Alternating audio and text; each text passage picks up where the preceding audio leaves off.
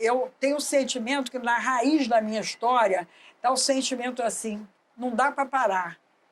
Meu sentimento é esse, eu estou com 71 anos, não dá para parar. Se eu parar, eu morro.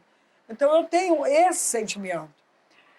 Sou pesquisadora, faço bem pesquisa, mas ainda tenho muito o que fazer e muito o que aprender.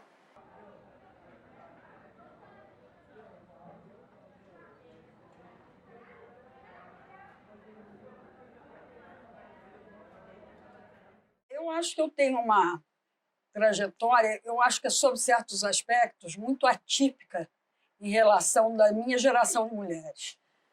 Já no curso de pedagogia, tinha uma coisa, a gente sabia da existência da Unesco, de organismos internacionais, não sei o quê. Então eu dizia assim, é isso que um dia eu vou fazer. Quer dizer, a pedagogia era um atalho? Era um atalho, mas um Ou atalho não? onde eu podia até parar, porque eu achava que eu dava para professora. Né? Eu escolhi pedagogia. Escolhi pedagogia porque eu sabia que eu passaria tranquilamente. Né? Também e tem aí, isso. onde que você foi fazer? Aqui na PUC. Sim, por que você veio aqui para a PUC? Era um destino normal de classe média na minha época. A PUC? Era a PUC. Menina de classe média da PUC, vinha para a classe média da minha geração. Não ia para a Universidade do Brasil? Era a Universidade do Brasil, né? Não vi no meu horizonte. Talvez porque eu morasse na Zona Sul.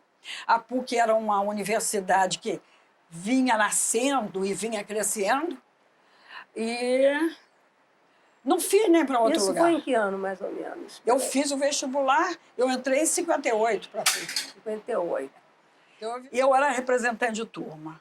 Aí, um dia, meio inconformada, eu comecei a me juntar com os meus amigos e disse assim, a gente tem que reagir a isso. Tem um professor que dita aula, tem outro que tranca a porta para garantir que a gente fique lá. O outro não dá aula nunca. Vamos fazer um relatório. Você diz amigos de fora da pedagogia.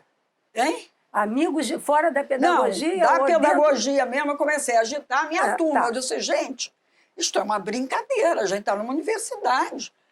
Isso aqui não pode. Aí, de certa maneira, liderei um movimento de fazer um relatório sobre as condições do curso de pedagogia. E dizendo os horrores do professor que não dava aula, o outro que só falava dos filhos, o outro que trancava a porta, o outro que ditava a aula. Fizemos um relatório e levamos ao diretor da faculdade. Quem era? Era um professor de inglês, me esqueci o nome dele. Professor de inglês, que era uma pessoa que parecia anglo-saxônica. Quando ele recebeu aquilo, ele ficou meio incomodado. E naquela época já tinha o Padre Benco, que estava querendo renovar, e não sei o que era. O Padre Benco era diretor da Faculdade de Filosofia, uma coisa assim. Isso já era... Isso foi anos 60. 70 anos 60. Já? 70? Não 60. 60. Aí, eu era representante de turma, apresentei aquilo e disse, olha, não dá para ser assim. E aí, aquele negócio tomou um vulto que não se esperava, porque aí eles mandaram uma comissão de 3 professores analisarem as queixas da gente.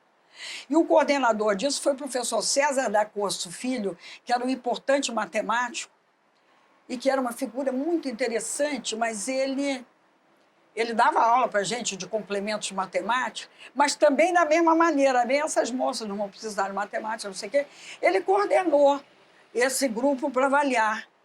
Esse grupo, quando avaliou, se sentiu meio tocado. E aí, não sei o que eles fizeram, a verdade é que um parou de trancar a porta, o outro parou de ditar aula, as coisas melhoraram um pouco. E, em função disso, eu acho que aquilo correu, e naquela época, correu pela universidade, e naquela época estava se criando a AP, você tinha a juventude, a JUC, que era muito politizada, né? E estava na época das eleições para o diretório. E a candidata para o diretório Jackson de Figueiredo, que era da filosofia, ela era ligada a um grupo extremamente conservador, de direita, grupo horroroso. E o pessoal da JUC veio atrás de mim, eu tinha uma colega que era da JUC, Maria do Carmo Biapina, era muito amiga do Belda, da engenharia, todos muito militantes. E eles lançaram meu nome. E lançaram meu nome, eu meio assim, mas não, Jaia, você tem que ser, você teve liderança para isso, vai ser importante, a gente tem que melhorar essa faculdade. Aí aceitei e aí foi uma surpresa, porque eu me lembro até hoje, eu tive 130 e poucos votos e a outra moça teve 20 e poucos. Aí foi uma derrota horrorosa. Estava confirmado. E aquilo, de certa maneira, me trouxe uma certa expressão na política estudantil. E aí foi outra história complicada, porque eu não entendia nada de política, não tinha prática disso. E tinha reuniões no Diretório Central em que se estudava Marx, Martha Hanner, padre Teilhard Chardin. Uhum. E eu, quando ia ler aquilo, não entendia nada. Eu acho que eu sempre tive uma característica que eu acho que hoje eu reputo que é uma qualidade, que se eu não entendia, eu digo que eu não entendia. E eu me lembro que a gente fizeram um grande manifesto com Teilhard Chardin, foi tudo armado em cima dos mineiros e tudo mais. E eu era presidente de diretório, todos os presidentes assinaram. Eu fui ler, não entendi nada, eu digo, eu não assino isso não, eu não entendo. Aí foi uma sedução total, tentando que eu assinasse, eu não vou assinar esse negócio. Eu não concordo com isso, eu não entendo esse negócio, eu não posso assinar uma coisa que eu não entendo. Bom, isso fez um racha numa eleição que se tornou muito importante, que foi a eleição para substituir o Aldo Arantes, que já estava como presidente da Uni Nacional, e que tinha um candidato que era um grande amigo meu, que eu queria muito bem, que era o Sérgio Quixadá. Eu disse, não vou apoiar. Se aproximaram de mim um outro grupo, que era o grupo onde estava o Carmelo também, que era o Solidarismo Cristão. E você era desse grupo solidarista? Não, eu não era de também? grupo nenhum. Eu, aliás, sempre tive dificuldade de ser de movimentos ou de grupo. Eu tenho uma coisa meio rebelde na minha coisa, que essa coisa de eu entrar e ter que ser fiel a uma coisa, sabe, defender um pensamento que não foi construído por mim. Então, eu não era de grupo nenhum. E o curado se aproximou de mim, era um movimento solidarista, que esse eu conseguia entender o que eles escreviam. Então, a Vera também foi. Foi também. Aí eu apoiei o curado, e aí foi muito engraçado. O curado ganhou as eleições contra o grupo da AP, que era um grupo forte, a PCdoB e não sei o quê, e o pessoal dizia que era um matriarcado, porque o curado, a gente ia para fazer as palestras, o curado era muito atrapalhado. E aí eu entrava e começava a falar pelo curado. Já quase no fim da eleição, eu estava arrependidíssima. Eu achava que o curado não tinha perfil para aquilo, mas não tinha recuo. Então, foi isso que me deu uma certa visibilidade, que eu acho que foi o que fez com que a PUC me convidasse muito precocemente para ser professora dentro da PUC. Sim. Naquela época, a gente se formava, já tinha convite. Eu tive um convite muito sedutor para trabalhar na CETER, que era uma escola teleradiofônica de alfabetização de adultos. Sim. E era uma experiência para mim maravilhosa, porque naquela época tinha toda a discussão de Paulo Freire, toda a questão da alfabetização. Eu aceitei imediatamente e fui trabalhar na CETER, e eu era uma das redatoras das aulas de alfabetização com Ana Maria Baeta, que depois, mais tarde, eu vinha convidar para trabalhar comigo. E aí um dia eu recebo um telefonema da dona Celina Junqueira, que era vice-diretora da Faculdade de Filosofia, junto ao padre Bianco. Foi sua professora Foi também, minha professora. Aqui? De filosofia, De filosofia. Né? Aí ela me telefona e disse, queríamos falar com você, eu e o padre Bianco, você pode vir aqui à PUC? Aí eu disse, vim. E aí foi a grande surpresa. Então você já estava desligada da PUC. Não, eu já estava desligada da PUC. Mas a minha grande surpresa é que o convite era para eu me tornar professora da PUC, professora de tempo contínuo, coisa que naquela época quase que não ocorria. E era professora de tempo contínuo para coordenar um curso de pedagogia. Eu fiquei muito contente, muito emocionada, muito feliz, porque a PUC era Um lugar, para mim, inimaginável naquela época, trabalhar, porque meus professores sempre foram muito mais velhos. E eu vi, nessa ocasião, foi convidada Maria Helena Pessoa de Queiroz e Lia Martins. Eram 3 na faculdade, na antiga Faculdade de Filosofia, como as primeiras professoras de tempo contínuo da Faculdade de Filosofia. Assim, direcionadas para a área de pedagogia? Eu, na pedagogia. Você, pedagogia. A Maria outras... Helena ficava em filosofia. Porque a filosofia abrangia tudo. E a Lia Martins ia para uma coisa mais ligada à didática. Aí volto para a PUC, agora como professora. E, para mim, foi uma experiência incrível. Chefiando. Hein? Chefiando uma área, eu coordenava o curso de pedagogia. área. Mas aí teve uma coisa muito... Foi quando eu fui professora da Ana Valesca, do Silveira Lobo, da Maria Luísa Teixeira, todos que se tornaram depois professores da PUC. Nessa época, Carmelo e acho que Vera já estavam na Europa fazendo os seus mestrados. E aí eu comecei, enfrentei aquele desafio, que era um desafio, eu me sentia assim, muito responsável ao mesmo tempo. 71. Isso foi 62 para 63. Ah, 63 ainda? 63 eu estava lá. Aí, 63, eu estava lá, já começando a me ambientar nessa função, sou chamada pelo padre Alonso. Disse, Zaya, e eu tinha um horizonte... Era o reitor. Era o reitor. Eu tinha um horizonte de fazer pós-graduação nos Estados Unidos. Meu inglês era razoável. Eu estava pensando, eu vou fazer. E aí está ligada aquela ideia de uma carreira. Sim. De uma carreira que aí eu já pensava numa coisa assim, tipo, trabalhar na Unesco, andar pelo mundo, etc. Aí o padre reitor me chama e diz, Zaya, vai abrir um curso da Unesco em Paris e nós queremos mandar você para lá.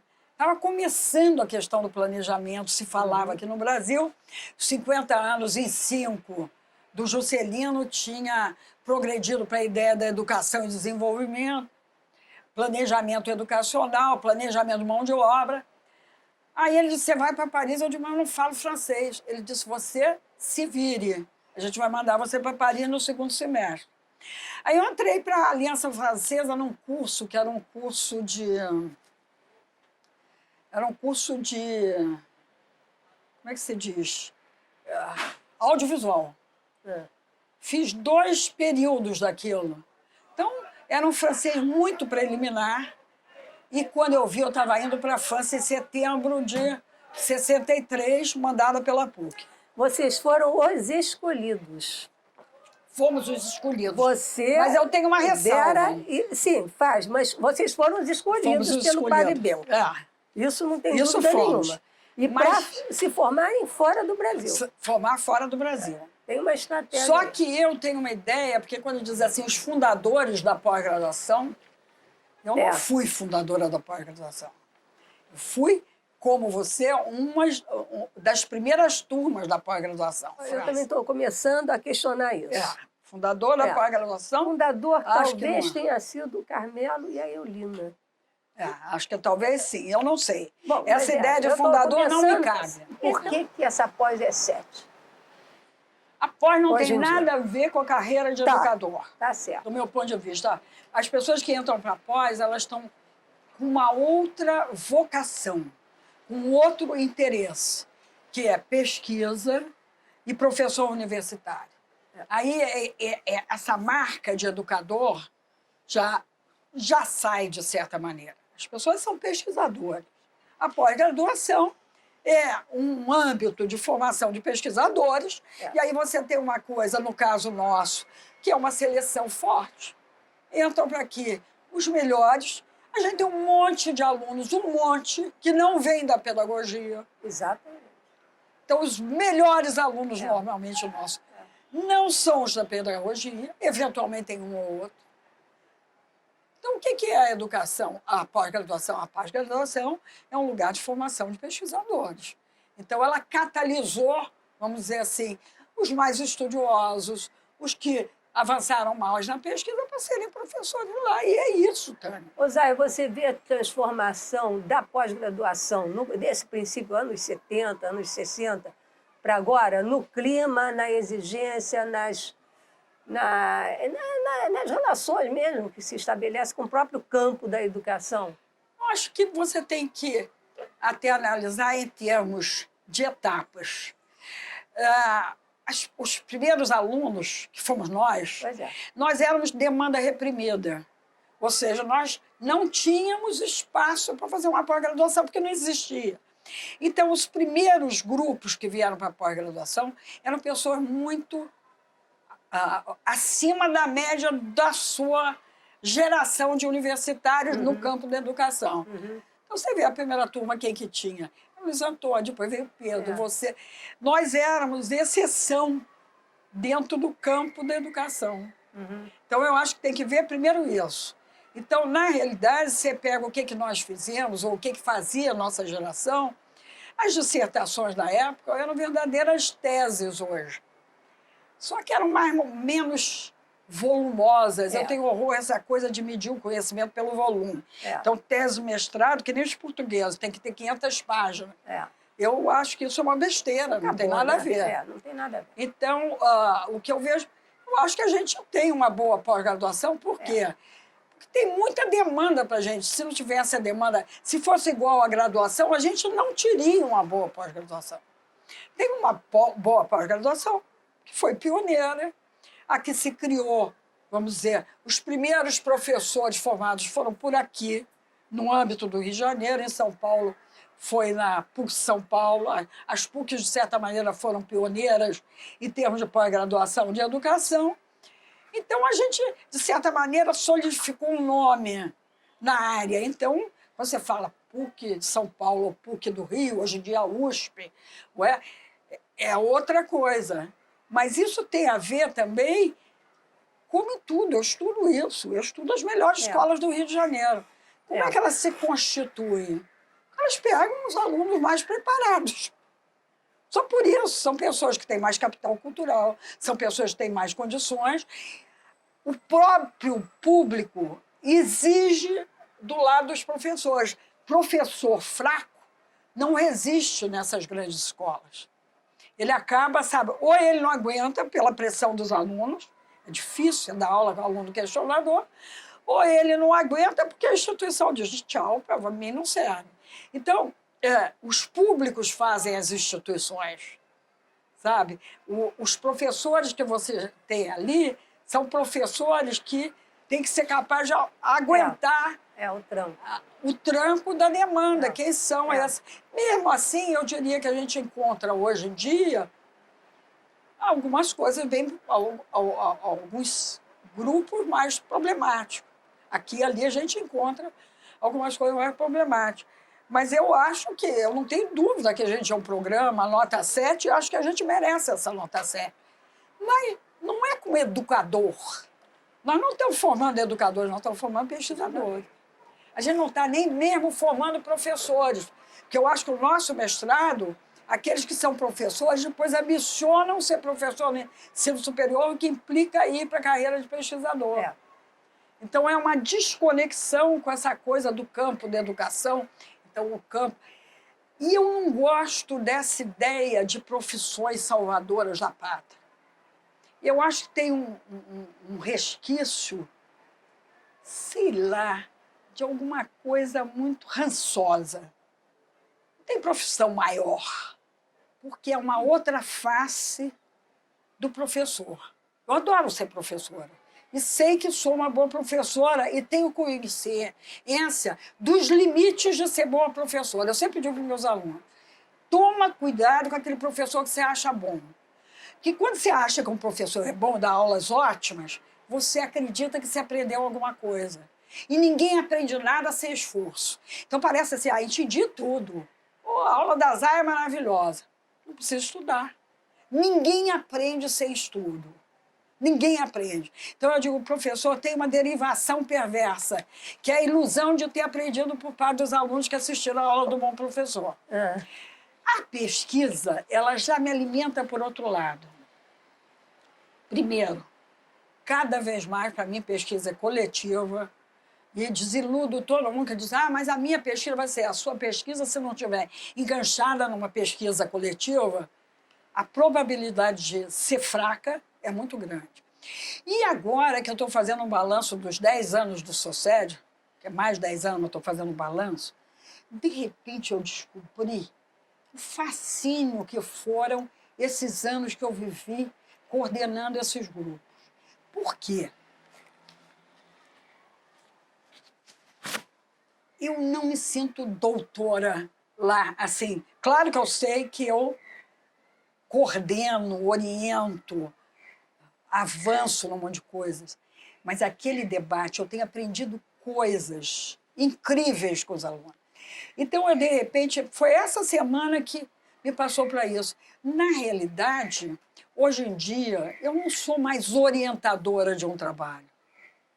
Porque a orientação vai além de mim, porque a orientação é do grupo. Então, todos os alunos que passam para o Soced apresentam, fazem uma pré-defesa com a gente. Os alunos, o grupo do Soced, levanta questões que eu não levantaria.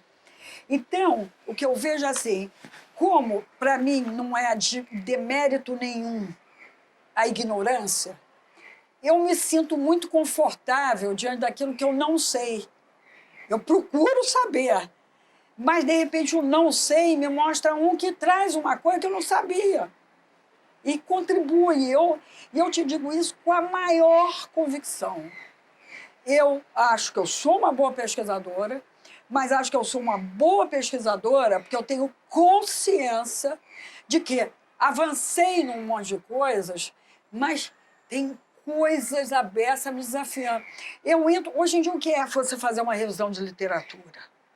Você entra, você faz hoje pesquisa sobre um tema qualquer, ou um problema qualquer, daqui a 2 ou 3 meses você volta a isso.